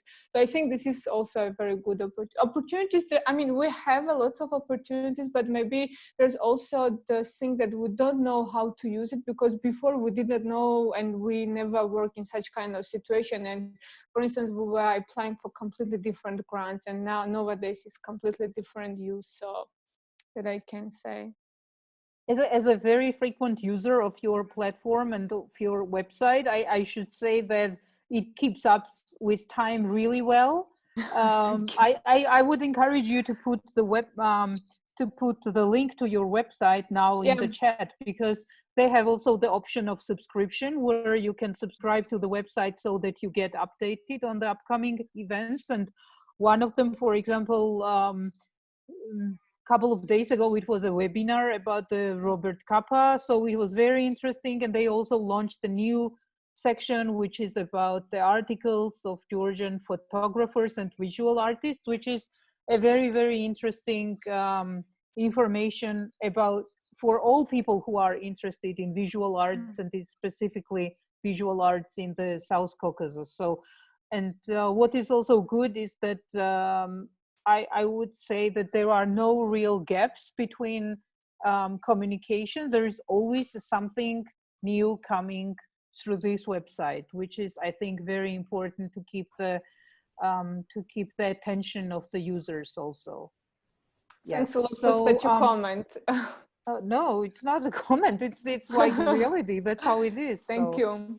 So I put, if anyone has a question, they also can freely contact me, and I would be happy to answer any question. And it would be really interesting to cooperate, because we already started like international cooperation with the company that we also been working before, but in a completely different way. So if anyone from like Armenia, Georgia, or Azerbaijan would like to do something for us, it would be really interesting. Yeah. So, and I think the way how we proceed with our projects and how you manage to cope with this situation is also very much dependent on the funding that is available to our countries and how the state itself copes with this kind of situation. Because as we see, there are different schemes working in the West, in Finland, for example, on different levels, on the state level, regional level, depending on the size of the company. Unfortunately, I don't know how it is in Armenia or Azerbaijan. In Georgia, this kind of things doesn't work at all. So all artists are left without any income, without any attention, I would say. And I have the feeling like if there are any cuts to the budget, and there will be some money channeled to the combating of virus, this will come first of all from the cultural budget, because this is first things that the state usually cuts down. At this moment, for example, I don't know if maybe it is interesting for our colleagues from Azerbaijan and Armenia, the situation with the state funding is like that, there are some grant schemes and open calls declared, but as soon as the deadline comes, next day it gets prolonged for 1 month or so, which also delays the process of getting the answer, if you were selected or not. It happened already 3 times with the projects that I applied for. Most probably it happens more frequently also with the projects where I don't apply and I don't have this information. But unfortunately, we are now in this situation where the deadlines are shifting and shifting into the unforeseeable future. So we are actually in the limbo situation where we think that there is still something going on, but in fact, we don't really know when it will happen. Compared to the Western countries, when there are different schemes of helping the artists, for example, also in Berlin, which was also less bureaucratic process, the scheme that was called Soforthilfe, so that the artists could apply and they could get a lump sum or a little bit prolonged help, so that Berlin Senate, it approved a new emergency aid package, which was amounted to 30 million euros, which is quite a substantial sum if you think that it's, of course, it is never enough, but still. Then they were designated for the small and medium sized companies that work in the media and cultural sectors. Of course, there are also some grants available for different companies. For example, I wanted to share with you the information that at the moment, European Cultural Foundation has an open call until the 27th, which is called Culture Solidarity Fund. And actually everyone from anywhere in the world can apply for it. So this is a really very good thing that there is no geographic restriction. And actually it is a super easy application form also to fill out. And it is mostly for the projects that go digital, or they encourage this kind of projects. And I really would advise you to apply for it. I will also post the link here, because they try to support the countries where these kind of support schemes are not available. So the chance that application from Azerbaijan or Georgia or Armenia will be given advantage compared to the one that comes from Germany, where there are other opportunities of getting grants, is pretty high. So there are still 3 days to go. The application, as I said, is not difficult at all to fill out. If you have an idea which you could work on together with an international team, that would be really a very good opportunity. As I mentioned, the home residences in Finland, I don't think it is for our countries, but this is an idea that we could also work on, and an idea that we could develop for our countries, to stay at home and still be in an artistic residency and work on your own project. And one very good resource is also, I think most of all they already know this resource. It's called On the Move. This is a very, very good website which publishes a lot of information about the residencies, about the projects. At the moment, they have also a lot of information, for example, for petitions, for different groups, which you can join in order to work together with the international community on the cultural issues, and somehow to bring these issues to the governments, which is also very important, because if we don't advocate for these projects and for these ideas, I don't think anyone else would jump in. And because with these scarce financial resources, everyone will be trying to get the money to their own side. So I would also post this website, and please check it also in the future, because there is always something interesting coming up, and there are a lot of new interesting things. You will also find a lot of people who could be your potential partners in the project. What do you think? Can I comment one thing? Yes, sure. Just briefly, because this has been concerning all the countries separately and together. But for now, all the countries have been coping, individually or independently with the crisis. But I would think that there might be maybe some more aid from the European Union coming up at some point, maybe some international cooperation also, and maybe some international art foundations that might launch some help as well. So I would suggest that you keep an eye on what's happening in the near future as well, because the crisis is so new that not everybody has had the time to release all the possible support and all that. So I think that there might be something still coming up, because we all understand that this is not going to end next week or the week after, but it'll take more time. So I would suspect that there will be new rounds of international support as well, which is now lacking quite to a big extent. Yeah. And also the opportunity that we are not really limited to the geographic boundaries, that gives us the new opportunities to find international partners for the cooperation, which if you cannot travel and if you all do something online, you are in the same situation as someone in Finland or in Germany. So that is really very encouraging in these terms, that you can share your experience. What are your ideas? Maybe you also want to share something about how you see the perspectives of these partnerships and this kind of international projects. Hello, everyone. Can I talk?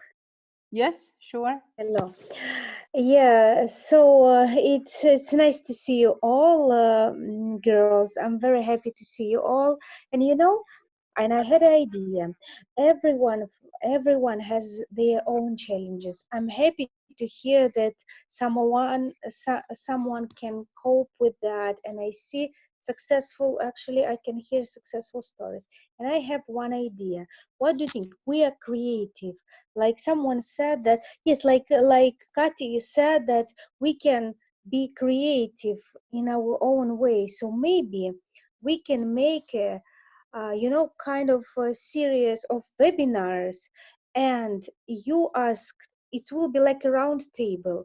For example, I have my project, like my sisters, which doesn't operate now. We have no sales, the products I sell, this is not a first priority for everyone. Now, as we know, it's not the, and for example, I have a questions to have a creative round table, and maybe you have ideas. How can I resolve? What is your suggestion? One creative mind is okay, but 10 creative minds like we have, we can help together. What do you think? Because if someone has some ideas, so we can help. Some has a questions, for example, new medias or new stages or new way of cooperation, and maybe we can come up with some ideas. What do you think, girls? And maybe we can do something together, a series of meetings, so we can help each other in any way.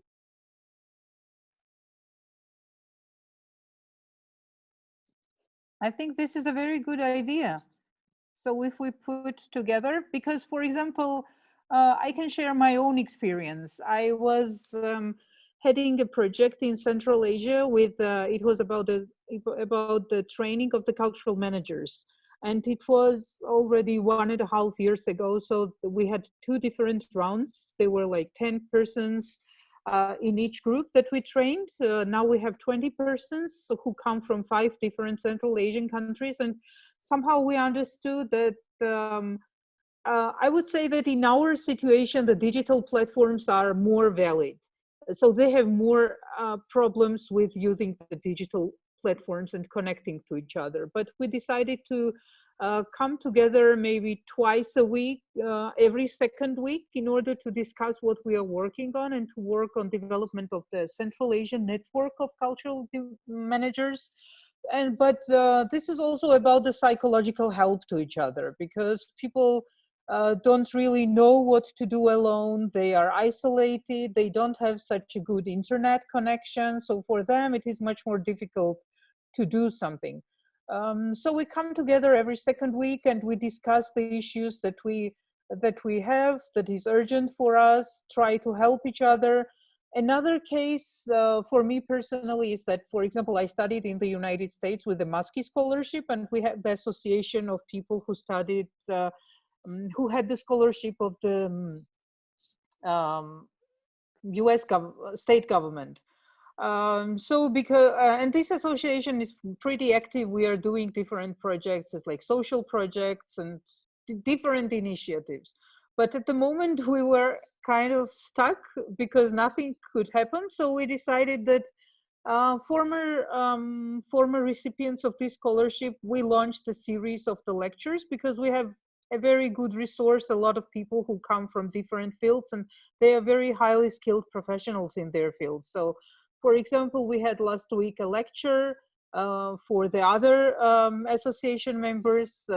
This lady, she's an economist, and they made a research about the economic impact of this virus on Georgia. So it was quite interesting to hear what are the perspectives, or what perspective we don't.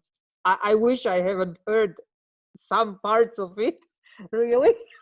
But still, it's good to stay realistic. So for example, yesterday we had a lawyer. She's head of one of really very good lawyer companies in Georgia, and she talked about the this force majeure situation, which is usually something you don't really even look at in your contract, and everyone thinks it's only the earthquake or flood or something, but actually no one thought that something like that.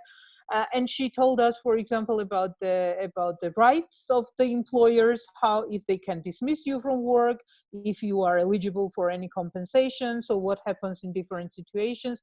Next time we will have a journalist who lives in the United States, and she works, and she will tell us about the restrictions or maybe the new reality that the journalists have. So all these kind of resources can be pulled together, and I think it could be shared with each other, because it is also very enriching and also a new chance somehow to go out of your boundaries of sitting at home and meet new people and hear something new. May I also just ask, I don't know if there is any possibility, like through the Creative Caucasus, like to do, I don't know, or like the newsletter or something like informative, I don't know, like paper or page, just to put everything what we are like doing, for instance, like who we are right now. And I think it will be also kind of nice, let's say, document to see who is doing what, or like then to exchange the experience also somehow, I don't know, maybe in the group or somewhere, if there is any possibility, because then you can see, for instance, what like Armenia is doing, what is Georgia doing, and then you can somehow like compare and like to see, or like even like to think about the new ideas, if we are all like going to be, let's say, in the same situation till the end of the year.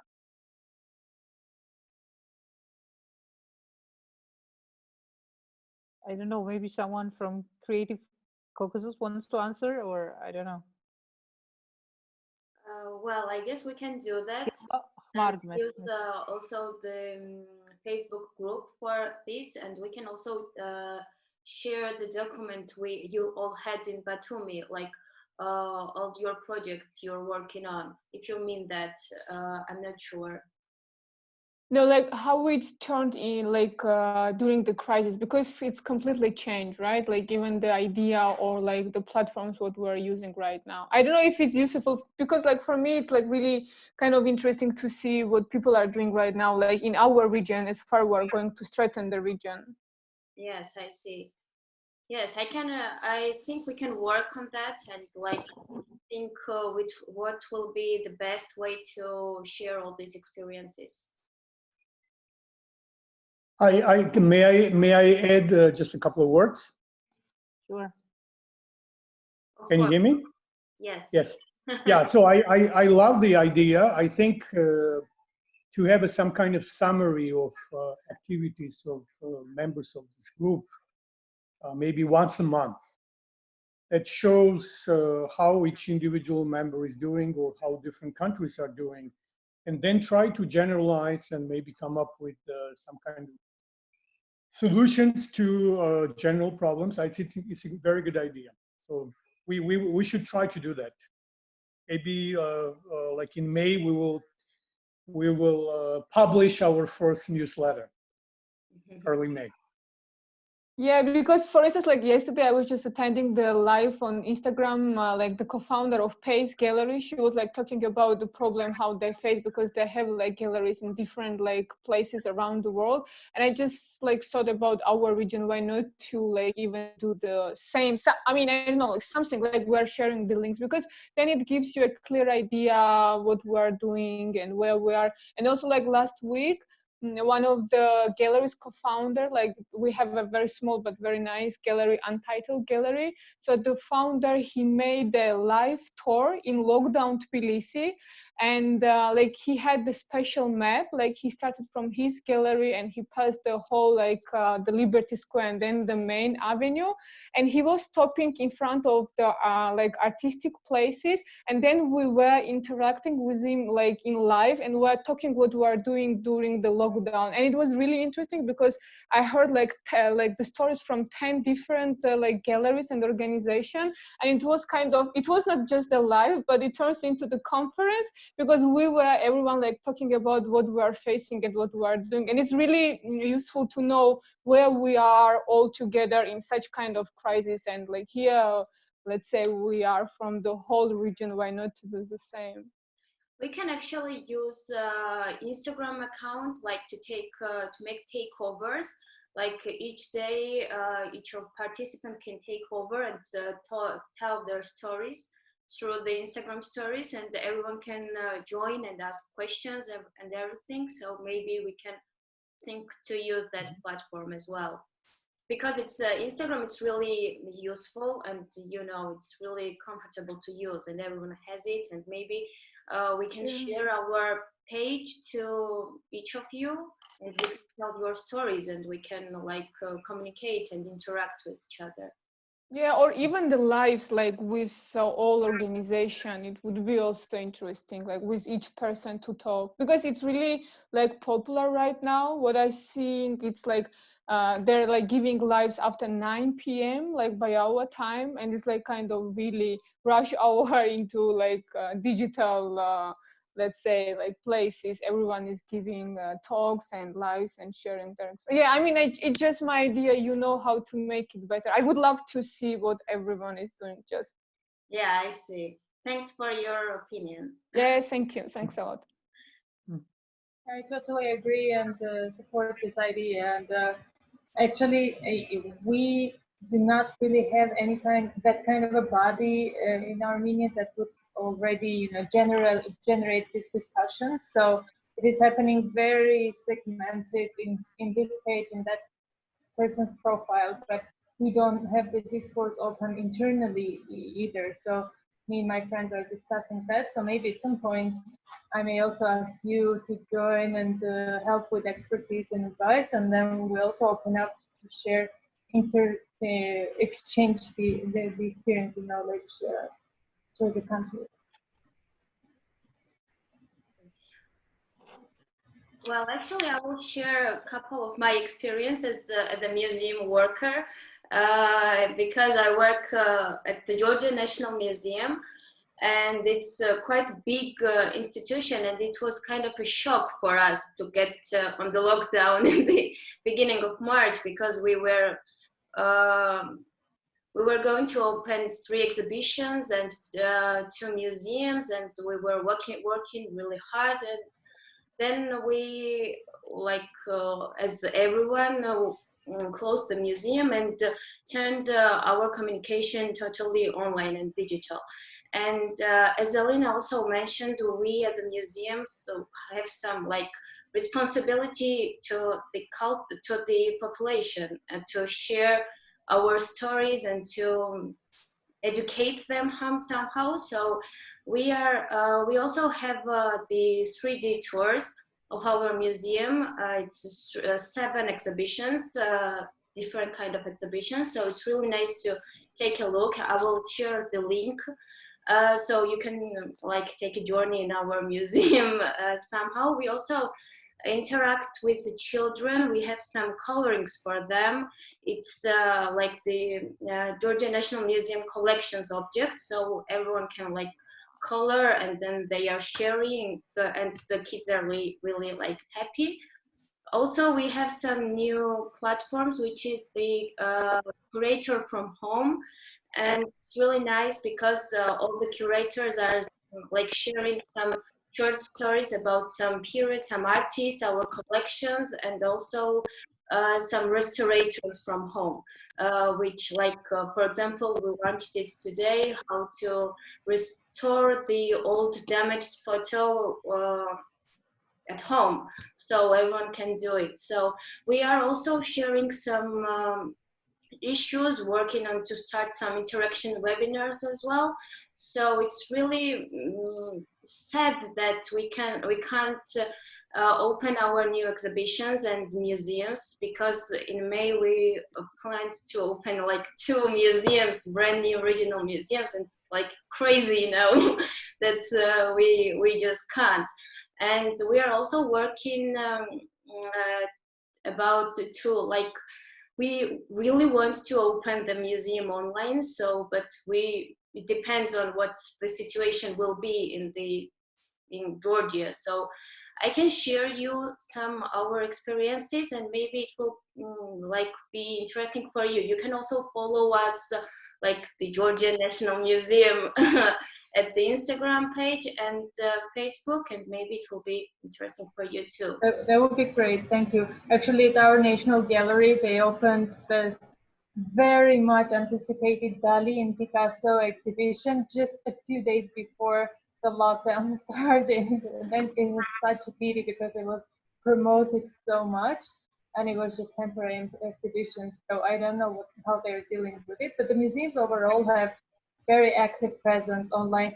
I have one question, if whoever has an answer, which platform, I saw this course platform Tamara shared, but I think that's more for learning. Which platform would you recommend for posting courses? Like, do you have a Yeah, I also shared the links to the platforms, to the educational ones, because I think now it is also a very good time, as Natia mentioned, when you are staying at home, to upgrade your knowledge on different stuff. And there are some really very good tools online, which are free and where you can really get the lectures and enroll in the different courses at really the top universities. So I researched a little bit about it, and the 2 platforms that I posted there, this Coursera and the Open Culture, they seem to be the best for me, especially the Open Culture, because there they have more courses which are easier to navigate and to find, because there are the links, like they are all listed. And for me personally, it is easier to find the courses there, and they have everything starting from web design, architecture, art history, literature, everything. And they are really very good. So there are the courses where you can pace your education yourself. So, but usually they are not very demanding. Usually it's like, as they say, like 3 to 5 hours per week. Is it So also it where is you not, can post your courses? Like if you make videos for a course, where it's better to... I don't know how it functions if you want to post something that you created. These Which are kind of really the ones that are suggested by the very good universities. What I saw there, these are mostly the academic institutions that offer the courses. To tell the truth, I haven't seen there anything that was suggested as informal education, you know, as from some institution. But there are some, especially on Coursera. I think you need to contact their administrator to ask how you can also participate. But they are very good resources. Yes, Very good actually, research. on Coursera, I guess the Met Museum made it for free. Some courses like about Most of art the courses are and there it's for like free. amazing. Yeah. Yeah, Usually it functions like this, that the course itself is free. And if you want to get a certificate as a proof that you made this course, then you have to pay certain fee in order to get this certificate. But otherwise, the course itself is free. This is, I just posted them because, well, most of the people, they have some free time still, and they need to learn something new or refresh their knowledge. And I also posted some links to the exhibitions that are ongoing now. For example, in Georgia, there is one exhibition that was made on a platform of a game. And this is an exhibition. You get into the game and then you find an exhibition there, and then you can see the works of the Georgian artists. It was made by artist herself, Mariam Natrashvili. And another one, which still runs until the 7th of May. It is made by Kunsthalle Georgia. You can go to the link and see the 2 different videos of 2 different artists. Well, these are basically, yeah, and I also found today the link for the Georgian dances, because this famous Sokhishvili ensemble, they are apparently doing some online classes of the Georgian dances so that everyone can take them, which is really interesting. May I just add, I just sent the link with Qzone.com. I just found out when like all the crisis started. It's a Pacific, like let's say, organization. They're based in United States, and they are giving a free webinars about how to deal with all things during the crisis, like with the top, you know, like representatives from Smithsonian Museum or like, I don't know, Med, MoMA, etc. And they're like giving advices how to deal with the digital media, how to use the digital content right now, and like all that stuff. I really highly recommend it to just to see and follow them and register on their webinars, because they have per each webinar 3,000 attendees. Like the all, like, you know, museums workers and creative industries are trying to be online with them and like ask all questions. It's like really incredible platform. Very good. I think these are the skills that we will need to upgrade now. Because, for example, when Katie at the beginning, she mentioned that she's not trying now to do to go digital so fast, and she's still waiting for the time to make the actual shooting. This was the idea that struck me for the first time since this virus, that I thought, oh, maybe we are too pessimistic, that we are thinking that this situation will never end, and we are all jumping to the opportunity of going to digital. And she's the one who is really optimistic about the situation, that it will get better and she will continue in the same mode. But I don't know. The situation is really very new to everyone. I was opposite. I was attending all webinars, really like literally during the whole week. And by the end, I said, like, I'm really over-educated for how to deal with all digital things. So, so now you can also deal with that. I'm pretty sure that we will appreciate the things that run in the physical space more when we go back to it. But I also think that this digital move is something inevitable, and we will be really the generation, as someone said at the beginning, that last generation who will need to adapt to it. Yeah. We still have a couple of minutes if anyone wants to contribute. I think Sayali didn't. Bahar. Hi. I noticed you joined us in the second half, so you need to put on the voice. Okay, now can you hear me? Yes, yes. Hi. Oh, finally. I didn't talk because I wasn't sure if my microphone works. So hi everyone. I'm very happy to see you again. So yes, I guess you wanted to ask something, Miss Tamara. No, I just wanted to ask how you are. Oh, the same thing with Katie. I'm being optimistic about this situation. We didn't do any online sessions or webinars of Kultur Monitor so far, even though I was thinking about it at the beginning, but then I thought I need to rest and not to get too much exhausted, and so I'm using this opportunity to educate myself a little bit and just think about what I'm going to do with the project generally. Also, I thought that I will do a digital museum as well in Kultur Monitor, so I will use our social media platforms as a digital museum, also international, with international collaborations. So I'm really open to new collaborations. With Elina, for example, I will contact you later after the conference. So that's it. Also, I use this time to do things that I was always postponing. For example, to apply to more artist residencies and to do things that before I devaluated as time wasting. But now, since we have a lot of time, just trying to use it usefully and reflecting generally on our lives, I think it's important as well. So that's it. Thank you. It's really great to Thank see you you here. too.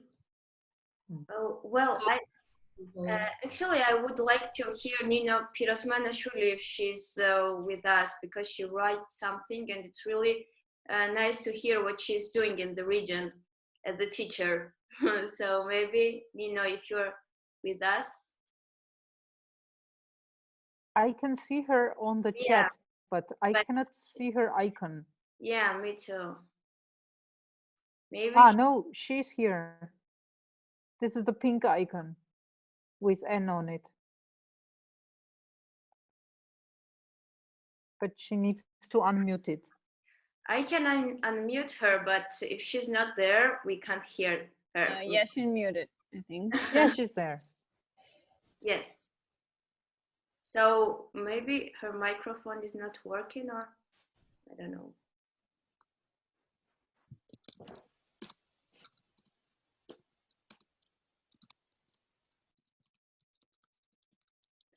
She's her microphone is not I think working. her microphone is actually working because I hear her typing. No, it was me typing. Sorry. Okay. Because I heard someone typing, I thought it was her. No, it's me. Okay, then It's we okay. can continue. Okay. It's okay.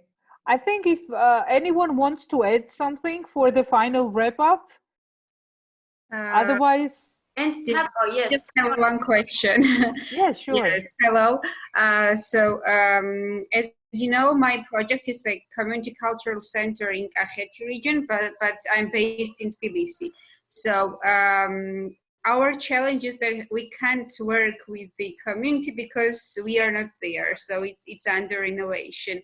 So if you have any recommendation how you work with the rural communities who don't have actually access to, online system and, computer and laptop.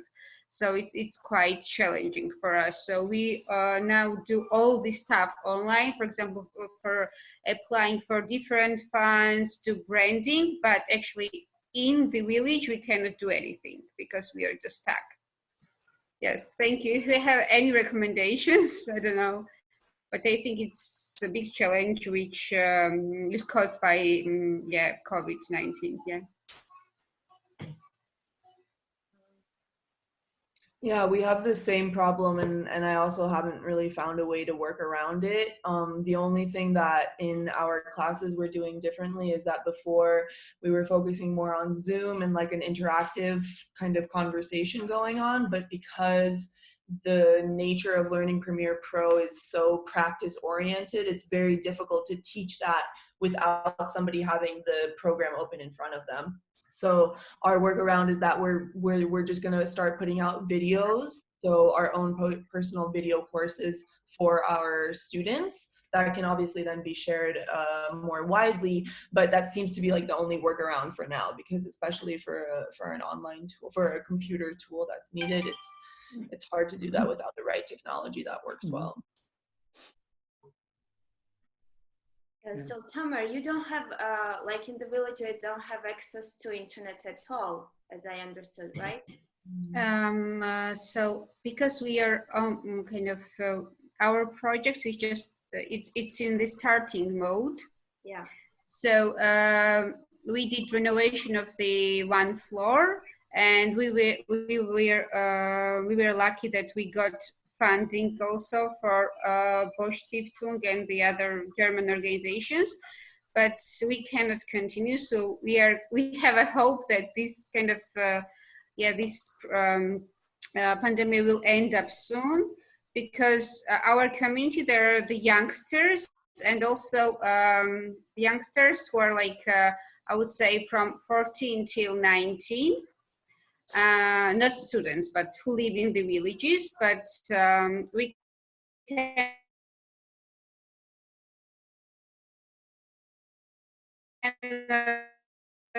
based in Tbilisi. Now we struggle with travel. So, and our local manager is the guy who just looks after the house. So these kind of things are just stuck, and I think we just need to wait for the, better future. Yeah. Maybe you can communicate with the organization, if you know Charte. Yes, this is exactly what I was thinking about. Yes, this cafe, you mean? Charte. I will send the link afterwards. It's the donation, and when you donate, they give an access to the villages with the internet, as I know. But I guess you can communicate and ask them to like support that village too, and also some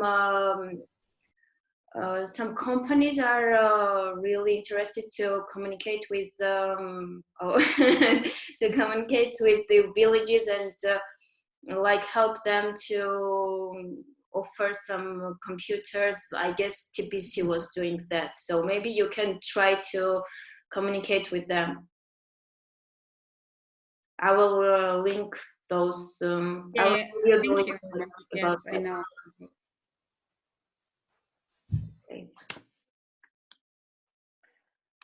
Okay, then if no one has to add anything, or if you want, we still have an opportunity for one or two persons.